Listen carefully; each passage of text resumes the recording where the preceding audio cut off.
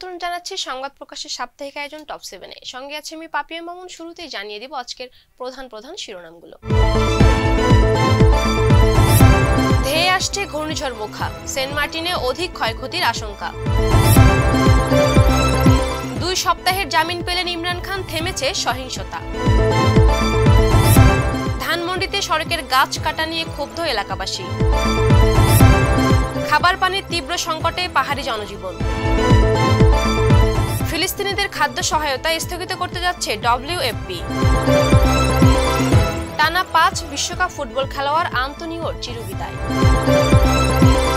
নতুন বিতর্ক নিয়ে আবারও আলোচনায় সাকিব বুবলি।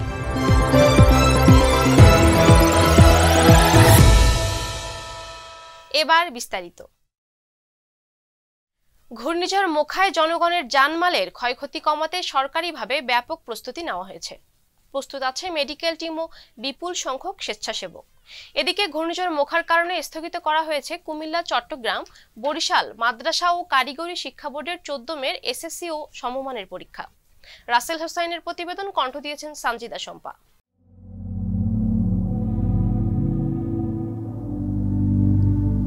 বঙ্গোপসাগরের সৃষ্ট অতি প্রবল ঘূর্ণিঝড় মোখার আবহাওয়া পরিস্থিতি অবনতি হতে শুরু করেছে। বর্তমান গতিপথ বজায় থাকলে রোববার 14 মে দুপুর নাগাদ কক্সবাজার উত্তর মিয়ানমার উপকূল অতিক্রম করতে পারে মোখা। সে সময় ঘণ্টায় 175 কিলোমিটার পর্যন্ত উঠতে পারে বাতাসের গতি। ঘূর্ণিঝড় মোখায় জনগণের জানমালের ক্ষয়ক্ষতি কমাতে সরকারিভাবে ব্যাপক প্রস্তুতি নেওয়া হয়েছে। উপকূলীয় এলাকার প্রশাসন বৃহস্পতিবার থেকেই জনগণকে সতর্ক করছে। বিভিন্ন জায়গায় চলছে মাইকিং। এছাড়া নির্ধারিত আশ্রয় কেন্দ্রের পাশাপাশি স্থানীয় স্কুল, কলেজ সহ বিভিন্ন স্থাপনায় আশ্রয় কেন্দ্র খোলা হয়েছে। সরকারি বেসরকারি উদ্যোগে প্রস্তুত আছে মেডিকেল টিম ও বিপুল সংখ্যক স্বেচ্ছাসেবক।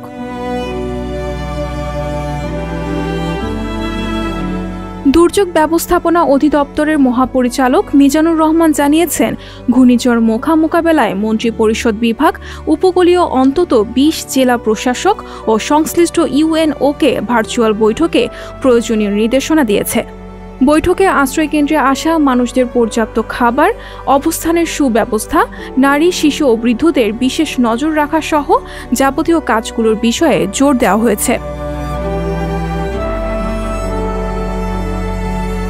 দুর্যোগ ব্যবস্থাপনা ও ত্রাণ প্রতিমন্ত্রী মোহাম্মদ এনামুর রহমান বলেছেন, ঘূর্ণিঝড় মোখা মোকাবেলায় সকল ধরনের প্রস্তুতি নেওয়া হয়েছে।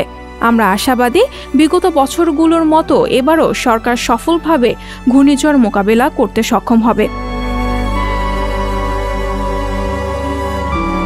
এদিকে ঘূর্ণিঝড় মোখার কারণে স্থগিত করা হয়েছে কুমিল্লা, চট্টগ্রাম, বরিশাল মাদ্রাসা ও কারিগরি শিক্ষা বোর্ডের 14 তারিখের SSC ও সমমানের পরীক্ষা। আন্তঃশিক্ষা বোর্ড সমন্বয় কমিটি বিষয়টি নিশ্চিত করেছে। তারা জানিয়েছে, স্থগিত হওয়া পরীক্ষার সময়সূচি পরবর্তী বিজ্ঞপ্তির মাধ্যমে জানিয়ে দেওয়া হবে। এছাড়া ঘূর্ণিঝড়ের কারণে দেশের অভ্যন্তরীণ নদীপথে সব ধরনের নৌযান চলাচল বন্ধ ঘোষণা করেছে BIWTA। চট্টগ্রামের শাহ আমানত আন্তর্জাতিক বিমানবন্দর শনিবার 13 মে সকাল 6টা থেকে বিমান ওঠানামা বন্ধ রাখার সিদ্ধান্ত নিয়েছে। একই সঙ্গে কক্সবাজার ঢাকা রুটেও বিমান চলাচল বন্ধ রাখা হয়েছে। সানজিদা শম্পা, সংবাদ প্রকাশ।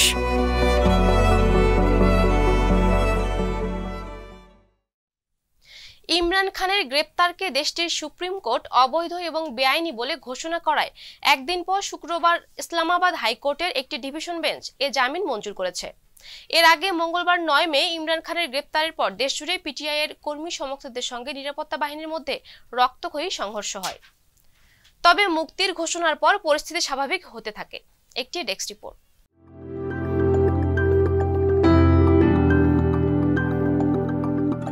পাকিস্তানের সাবেক প্রধানমন্ত্রী ও বিরোধী দল PTI এর চেয়ারম্যান ইমরান খান আল কাদির ট্রাস্ট দুর্নীতি মামলায় 2 সপ্তাহের জামিন পেয়েছেন। শুক্রবার 12 মে ইসলামাবাদ হাইকোর্টে একটি ডিভিশন বেঞ্চ এই জামিন মঞ্জুর করেছে।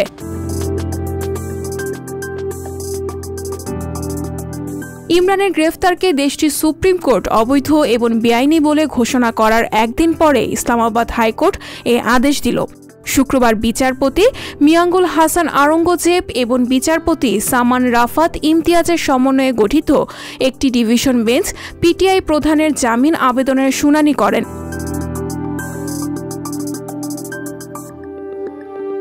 ইমরানের আইনজীবীরা জামিন আবেদনের সঙ্গে 4টি অতিরিক্ত আবেদনও দাখিল করেছেন।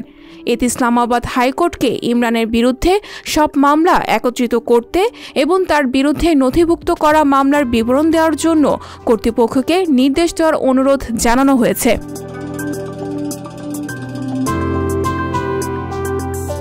এর আগে মঙ্গলবার 9 মে ইমরান খানের গ্রেফতারের পর দেশজুড়ে পিটিআইয়ের কর্মী সমর্থকদের সঙ্গে নিরাপত্তা বাহিনীর সংঘর্ষ হয়।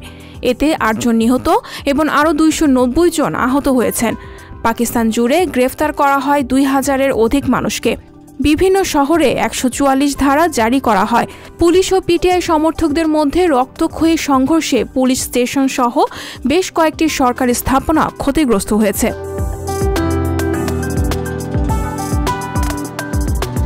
পরিস্থিতি নিয়ন্ত্রণে আনতে দেশটির সরকার খাইবার পাখতুনখাওয়া, পাঞ্জাব, বেলুচিস্তান এবং ইসলামাবাদে সেনাবাহিনী মোতায়েন করেছে।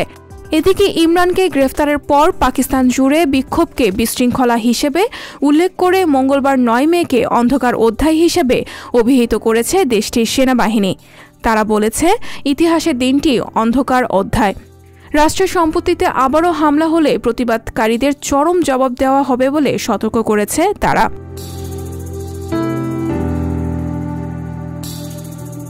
আন্তর্জাতিক ডেস্ক, সংবাদ প্রকাশ।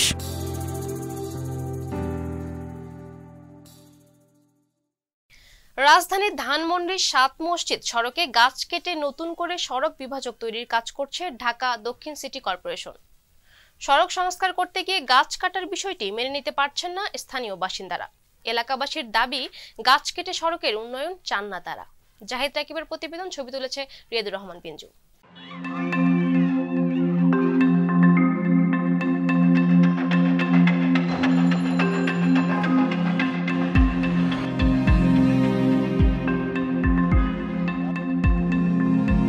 ঢাকা শহর ইটের শহর হয়ে গেছে। আপনার ডেভেলপাররা দেখেন কাজ করার আগে গাছ কাটে, অনর্থক এই গাছগুলো কাটা হয়েছে, কোনো দরকার ছিল না। আপনাদের আবার আমাদের এখন হিট অফিসার বানাইছে, ওনার কী করবে? হিট কমাবে কেমন? গাছ তো নাই বাংলাদেশে, গাছ তো নাই। যারা হিট কমানোর কথা যে জিনিসটা, ওই জিনিসটা তো বাংলাদেশে নাই, ঢাকা শহরে নিতে পারবে, অটোমেটিকলি পারবে। এটা তো তাপমাত্রা দিনে দিনে বৃদ্ধি পাচ্ছে, সেক্ষেত্রে গাছ কাটার মতো এরকম পরিবেশ বিধ্বংসী সিদ্ধান্ত অবশ্যই শুধু বাংলাদেশ না, সারা পৃথিবীতেই প্রভাব পড়ছে। আমরা দেখছি যে সরকার যে ধরনের সিদ্ধান্ত নিচ্ছে, বিশেষ করে উন্নয়নের সিদ্ধান্ত, এই যে উন্নয়নের নামে একটা ডিভাইডার করে রাখছে, এই ডিভাইডার আদতে কি কি উপকারে লাগছে সেটা এখানকার সাধারণ মানুষ জানে। প্রতিদিন এখানে রাস্তা পারাপার হচ্ছে, সাধারণ মানুষ, ছেলে শিশু বয়স্করা রাস্তার উপর দিয়ে চলে যাচ্ছে, আর প্রতি রাতেই দেখা যাচ্ছে যে এখানে কোনো না কোনো সময় এসে গাছ কাটার সিদ্ধান্ত নিচ্ছে। বাচ্চা নিয়ে রাস্তা পার হওয়া, আগে তো রিক্সা নিয়ে স্কুলের সামনে চলে যেতাম, এখন তো স্কুলের সামনে যাওয়া যায় না, এখন বাচ্চা নিয়ে হেঁটেই যেতে হয়, আর নাহলে অনেক দূর থেকে যে টার্ন নিয়ে ঘুরতে হয়। টকটক আগে মানুষ এখানে হাঁটলে ভালো লাগতো, নিরিবিলি থাকতো, ছায়া থাকতো, হ্যাঁ বাতাস ছিল। এখন কোনো বাতাস নেই, পুরো শহরটা আমার টাকের মতন লাগে এখন, সত্য কথা বলি। রাস্তাটাকে পুরো দেখেন মনে হয় টাক মাথা একটা। একদিকে হিট অফিসার নিয়োগ দেওয়া, অন্যদিকে রাতের অন্ধকারে গাছ কাটা, তো এটা তো কোনো মানে ন্যূনতম মানে সভ্য মানুষের কাজ হতে পারে না। এখন যে পরিমাণে গরমটা বেড়ে গেছে, গাছ কাটাতে আরও গরমটা বেড়ে গেছে। আপনার রাস্তা থাকতে আমাদের একটা আলো বাতাস পেতাম, ঠান্ডা বাতাস পেতাম। মানে সরকারের নামে এই সিন্ডিকেটগুলোই সব জায়গায় রাজত্ব করছে, সেটা রাস্তায় করতেছে, সেটা সরকারে করতেছে, সেটা প্রশাসনে করতেছে, সেটা সব ধরনের অপকর্মের সাথে তারা নিজেদেরকে যুক্ত রেখেছে। গাছ কাটার সৌন্দর্য নষ্ট করে বলেছে। ডানপুর এলাকায় যে সবুজ ছায়াটা ছিল, ওই জিনিসটা নষ্ট করে, পরিবেশ নষ্ট করে গেছে। কত সুন্দর সুন্দর ফুল গাছগুলো ছিল, ভালো ভালো গাছ ছিল, গাছ কেটে বলা হয়েছে। সৌদি আরবের কথা বলি, যেখানে গাছ বাইরে থেকে হালত করে নিয়ে ওরা ইয়ে করতেছে, বৃক্ষরোপণ করতেছে, আর বাংলাদেশে গাছ কাইটে আরও সমান করতেছে। অনেক মানুষের কষ্ট হয়েছে, আমাদেরও কষ্ট হয়। কেন কষ্ট? ছায়াটা পাচ্ছি না, গাছের যে একটা ছায়া, এই যে ছায়ার মধ্যে দাঁড়ায় আছে, কত ভালো লাগতেছে। মেয়রের কাছে দাবি একটা, মেয়র শুনবে না তো কথা, আননেসেসারি বল লাভ কি? সেই গাছগুলো কাটলো কেন? রাস্তার মধ্যে যদি আপনি ডিভাইডার বানাইতে হয়, ডিভাইডার কি মধ্যে গাছ ছিল না, ওইটার সাইডে গিয়ে ডিভাইডার বানানো যেত না? প্রশাসনিক থেকে শুরু করে সব ধরনের উন্নয়ন কর্মকর্তাদের সুযোগ সুবিধার বিষয় আছে। সুতরাং এখানে গাছ আসলে ম্যাটার করে না, ম্যাটার করে আসলে তাদের যে ক্যাপিটাল, তারা আসলে এখানে গাছ দেখে না, তারা এখন পরিবেশ দেখে না, তারা এখানে টাকা দেখে। সুতরাং টাকা দেখার যে বৈধতা, টাকা দেখার যে চোখ, সেই চোখ দিয়ে দেখলে এখানে গাছ থাকার কোনো কথা নেই। তারা রাতের অন্ধকারে গাছ কাটতে আসে, এখানে প্রতিবাদ প্রতিরোধ করতেছে, পরিবেশবাদীরা প্রতিরোধ করতেছে, ছাত্র ইউনিয়ন থেকে শুরু করে অন্যান্য ছাত্র সংগঠন করতেছে, যারা করতেছে অফকোর্স তাদেরকে স্যালুট জানায়।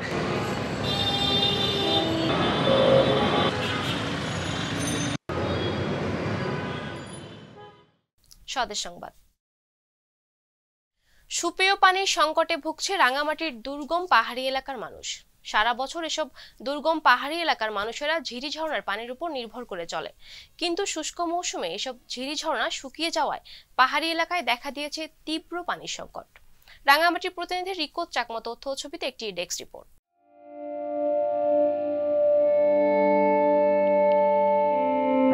সমতলের মানুষের কাছে পানির অপর নাম জীবন হলেও পাহাড়িদের কাছে বেঁচে থাকার লড়াইয়ের একটি প্রধান অংশ হল সুপেয় পানি। আর এই সুপেয় পানির সংকটে ভুগছে রাঙামাটির দুর্গম পাহাড়ি জনপদ। সারা বছর এসব পাহাড়ি এলাকার মানুষ ঝিরি ঝর্ণার পানির উপর নির্ভর করে বেঁচে থাকে, কিন্তু শুষ্ক মৌসুমে ঝিরি ঝর্ণাগুলো শুকিয়ে গিয়ে পাহাড়ি এলাকায় দেখা দিয়েছে তীব্র পানির সংকট। সেই সঙ্গে শুকিয়ে গেছে বেশ কিছু কুয়ার পানিও। এই সময়ত শুয়ে যায়, পানি অভাব, কুয়া হরিলে সেনামাই হয়ে যায়, কিছু আছে ভাই এক দিব লাগে পানি পোয়াতে পেনিয়ে দিব হাম নয় পানি হয়তো হরি মিলে মিলে তখন অলপ মারামারি হবার রক্ত বেজাল যাবার রক্ত মিলে মিলিয়ে। রাঙামাটির কাউখালী উপজেলাধীন চেলাছড়া ওপরপাড়া গ্রাম ঘুরে দেখা মেলে এমন অনেক চিত্র। এই গ্রামে মোট ৪২টি পরিবার বসবাস করে। এছাড়া এই এলাকার সবাই মূলত কৃষিকাজের উপর নির্ভরশীল। তাদের খাওয়া, রান্না করা সহ নিত্য প্রয়োজনীয় কাজ চলে কুয়ার পানির উপর নির্ভর করে। ফলে খাবার পানি সহ ব্যবহার্য পানির তীব্র সংকটে ভুগছে এ গ্রামের মানুষ। পানি একদম নাই, এই সময় আসলে মোটামুটি শুকনো, কাটতেও পারি না, স্নান করতে পারি না। আমাদের এই চেলাছড়া উপরপাড়ায় পানির সংকট একটু বেশি, যেহেতু পাহাড়ি এলাকা, এই শুকনো মৌসুমে পানি থাকে না, এই পানির জন্য আমাদের অনেক কষ্ট হয়। আগে জেলা পরিষদ থেকে বা পাবলিক হেলথের মাধ্যমে এই জিপিএস লাইন ছিল, 17 সালের দুর্যোগের পরে ওটা নষ্ট হয়ে গেছে। এদিকে স্থানীয়রা বলছেন পাহাড়ে বসবাসরত অধিকাংশ পাহাড়িরা পাননি নলকূপ কিংবা রিং ওয়েলের সুবিধা। বাধ্য হয়ে পাহাড়ি ঝিরি ঝর্ণা ও মাটির গর্ত থেকে পানি সংগ্রহ করতে হয় তাদের। গ্রীষ্মে শুকিয়ে গেছে এসব ঝিরি ও ঝর্ণা, এই কারণে পানির সংকটও বেড়েছে। জেলার বাঘাইছড়ি, বরকল, জুরাছড়ি, কাপ্তাই সহ জেলার প্রায় প্রতিটি উপজেলাতেই এখন বিশুদ্ধ খাবার পানির তীব্র সংকট দেখা দিয়েছে। আমাদের চলমান বরাদ্দের যে পানি উৎস স্থাপনের যে কাজগুলো, সেগুলো পুরোদমে চলমান আছে। আমরা চেষ্টা করছি কাজগুলো দ্রুত সমাপ্ত করার জন্য এই অর্থ বছরের যে বরাদ্দগুলো। এর পাশাপাশি আমরা বেশ কয়েকটা প্রকল্প আমরা অলরেডি শুরু করেছি, যেগুলো অনুমোদনের পর্যায়ে আছে। পাপিয়া মামুন, সংবাদ প্রকাশ।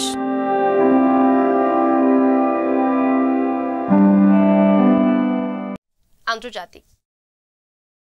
ফিলিস্তিনিদের খাদ্য সহায়তা স্থগিত করতে যাচ্ছে জাতিসংঘের খাদ্য সহায়তাকারী সংস্থা বিশ্ব খাদ্য কর্মসূচি WFP। তহবিলের তীব্র ঘাটতির কারণ দেখিয়ে এই পদক্ষেপ নিচ্ছে সংস্থাটি।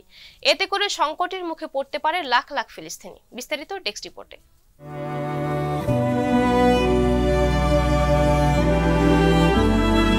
তহবিলের তীব্র ঘাটতির কারণে আগামী মাস থেকে 2 লাখ ফিলিস্তিনির খাদ্য সহায়তা স্থগিত করতে যাচ্ছে জাতিসংঘের খাদ্য সহায়তাকারী সংস্থা বিশ্ব খাদ্য কর্মসূচি WFP। এতে নতুন করে সংকটের মুখে পড়তে পারেন ফিলিস্তিনিরা। দেশটির অঞ্চলগুলোর জন্য এই সংস্থাটির দায়িত্বপ্রাপ্ত জ্যেষ্ঠ এক কর্মকর্তা এ তথ্য নিশ্চিত করেছেন।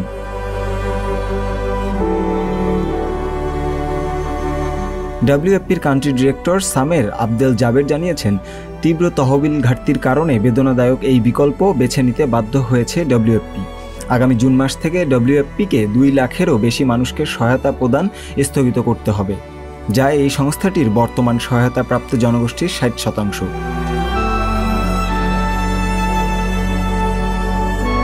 খাদ্য সহায়তা পাওয়া সবচেয়ে বেশি ক্ষতিগ্রস্ত পরিবারগুলো গাজা এবং পশ্চিম তীরে রয়েছে। এর মধ্যে গাজায় খাদ্য নিরাপত্তাহীনতা এবং দারিদ্রতা সবচেয়ে বেশি। জাতিসংঘের এই সংস্থা দরিদ্র ফিলিস্তিনিদের জন্য প্রতি মাসে জনপ্রতি $10.30 মার্কিন মূল্যের মাসিক ভাউচার এবং খাবারের প্যাকেট সহায়তা হিসেবে দিয়ে থাকে। তবে সহায়তা স্থগিতের সর্বশেষ এই সিদ্ধান্তের কারণে উভয় কর্মসূচি ক্ষতিগ্রস্ত হবে।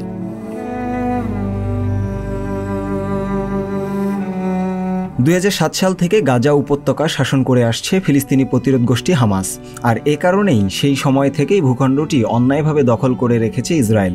ফিলিস্তিনি এবং জাতিসংঘের রেকর্ড অনুসারে ফিলিস্তিনি ভূখণ্ডে 23 লাখ মানুষ বসবাস করে। গাজার বিপুল সংখ্যক এই জনগোষ্ঠীর মধ্যে 45% বেকার এবং 80% আন্তর্জাতিক সাহায্যের উপর নির্ভরশীল।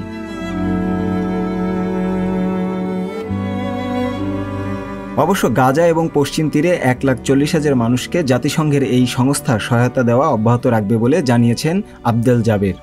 তার দাবি, যারা নিজেদের খাবার না পাওয়ার সর্বোচ্চ ঝুঁকিতে রয়েছেন তাদের বাঁচানোর জন্যই সহায়তা স্থগিতাদেশের সিদ্ধান্ত নেওয়া হয়েছে। এমনকি তহবিল না পাওয়া গেলে WFP চলতি বছরের আগস্টের মধ্যে খাদ্য এবং নগদ সহায়তা সম্পূর্ণভাবে স্থগিত করতে বাধ্য হবে বলেও জানান তিনি।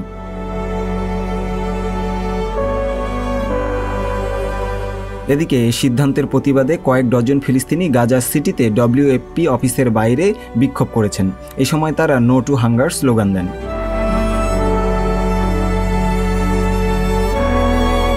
ফারাজ আল মাসরি নামে 2 সন্তানের বাবা জানিয়েছেন, অর্থ সহায়তার ভাউচার হলো জীবন। তারা আমাদের যে বার্তা পাঠিয়েছে তা মৃত্যুর সমান, কারণ এখানে আয়ের অন্য কোনো উৎস নেই।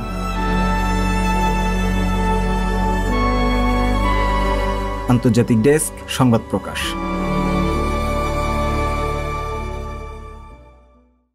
খেলার খবর। সব ফুটবলারের স্বপ্ন থাকে জাতীয় দলের জার্সিতে বিশ্বকাপ খেলা। মেক্সিকোর সাবেক গোলরক্ষক আন্তোনিও কারবাহাল যেন বিশ্বকাপ খেলাকে অভ্যাসে পরিণত করে ফেলেছিলেন। একটি কিংবা দুইটি নয়, টানা 5টি বিশ্বকাপ খেলা প্রথম এই ফুটবলার হার মানলেন জীবনের মঞ্চে। দ্য 5 কাপস নাম পাওয়ার কারবাহাল 93 বছর বয়সে পরপারে পাড়ি জমান। ফারজানা ববির ডেস্ক রিপোর্ট।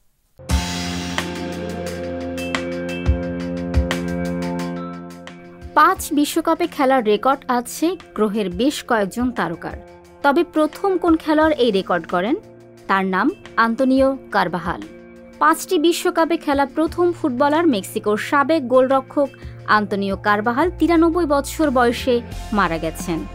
মঙ্গলবার স্থানীয় গণমাধ্যমে তার মৃত্যুর খবর ঘোষণা করা হয়।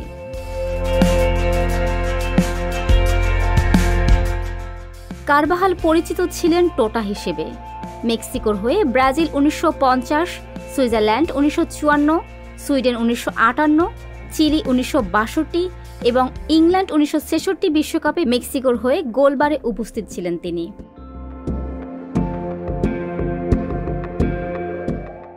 কারবাহাল 9 মে 2023 93 বছর বয়সে মারা যান। রক্তচাপের সমস্যা নিয়ে 1 সপ্তাহ আগে তাকে হাসপাতালে ভর্তি করা হয়েছিল। কারবাহাল ছিলেন 1950 সালের বিশ্বকাপের শেষ বেঁচে যাওয়া খেলোয়াড়। মেক্সিকোতে 1929 সালের 7 জুন জন্মগ্রহণ করেন কারবাহাল। স্থানীয় ক্লাব এসপানার সাথে একজন পেশাদার ফুটবলার হয়ে ওঠেন। 1950 সালে তিনি ক্লাব লিওনে যোগ দেন, যেখানে তিনি তার পেশাদার জীবনের শেষ পর্যন্ত থাকেন। কারবাহালের 1950 সালের 24 জুন রিও ডি জেনিরোর মারাকানা স্টেডিয়ামে বিশ্বকাপের আয়োজক ব্রাজিলের বিপক্ষে আন্তর্জাতিক অভিষেক হয়। সেই টুর্নামেন্টে খেলা সর্বকনিষ্ঠ গোলরক্ষক ছিলেন তিনি। তারপর একে একে খেলেছেন 5 বিশ্বকাপ।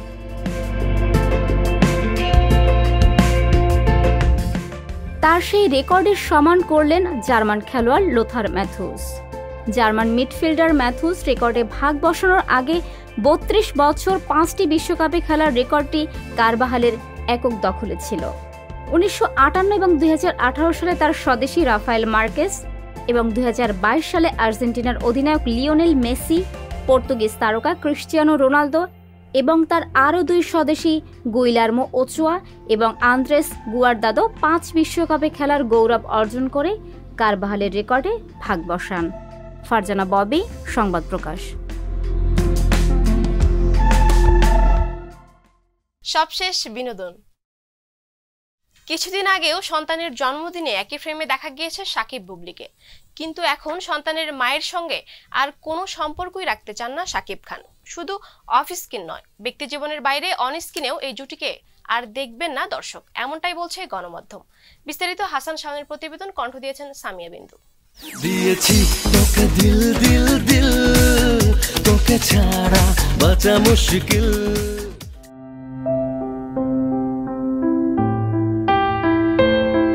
সাকিব খান ও শবনম বুবলি জুটি আবারও আলোচনায়। পরস্পর বিরোধী বক্তব্যের জন্য এবার এ আলোচনায় আসা। তবে কি তাদের সম্পর্ক সত্যি শেষ হতে চলেছে, নাকি সির্ফ সম্পর্কের টানাপোড়েন, অথবা সিনেপাড়ায় আলোচনা আসার টেকনিক?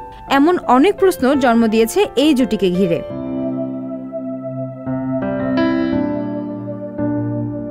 এ সপ্তাহে একটি গণমাধ্যমের সঙ্গে আলাপে ঢালিউড কিং সাকিব খান বলেন, বুবলির সঙ্গে আমার অধ্যায় পুরোপুরি শেষ হয়ে গেছে।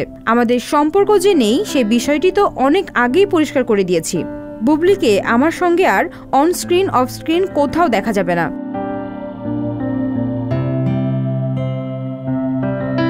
সাকিবের কথা নিয়ে সংবাদ হওয়ার পরের দিনই শবনম বুবলি তার ফেসবুক থেকে এর পাল্টা জবাব দেন। ফেসবুক পোস্টে তিনি লেখেন, আমরা জাস্ট একটা সুন্দর ঈদ কাটালাম আমাদের সন্তান শেহজাদ সহ। একসঙ্গে গাড়িতে ঘুরেছি, গান শুনেছি, আপনার আপকামিং মুভির গানও শোনালেন, আপনার জোকস শুনে হেসেছি, একসঙ্গে খাবার খেয়েছি, আপনাকে খাইয়েও দিয়েছি, গল্প করেছি। শেহজাদ ছাড়াও কয়েকদিন আগেও আমরা এই ঈদ এবং ঈদের পরে একসঙ্গে থেকেছি, সময় কাটিয়েছি। মিস্টার সাকিব খান, আপনার বিশেষ কিছু সাক্ষাৎকার খুব অপরিচিত লাগে, কেমন যেন বাস্তবে দেখা আপনার সঙ্গে মেলে না। আপনি কি সবসময় সজ্ঞানে কথা বলেন, নাকি অজ্ঞানেও মাঝে মাঝে কথা বলেন, নাকি আপনার হয়ে আপনার একান্ত মুখপাত্ররাও কথা বলে? কিছুদিন পর পর হঠাৎ করে আমাকে নিয়ে আপনার এরকম নিউজ দেখে খুব অবাক হয়ে ভাবি, হচ্ছেটা কি?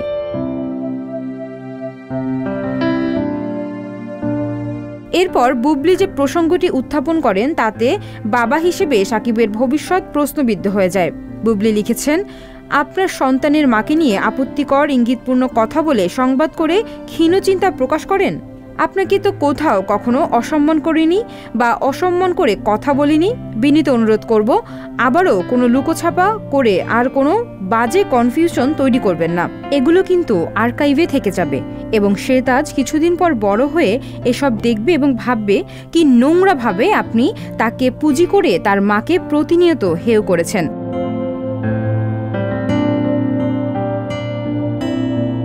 সাকিব বুবলির এমন আক্রমণাত্মক মন্তব্যের শেষ কোথায় সেটাই দেখার অপেক্ষায়। সামিয়া বিন্দু, সংবাদ প্রকাশ, ডেস্ক রিপোর্ট। দর্শক, এই ছিল আজকের আয়োজন। দেখা হবে আগামী পর্বে। যে কোনো তথ্য জানতে চোখ রাখুন সংবাদ প্রকাশের ফেসবুক পেজ ও ইউটিউব চ্যানেলে। সবাইকে ধন্যবাদ।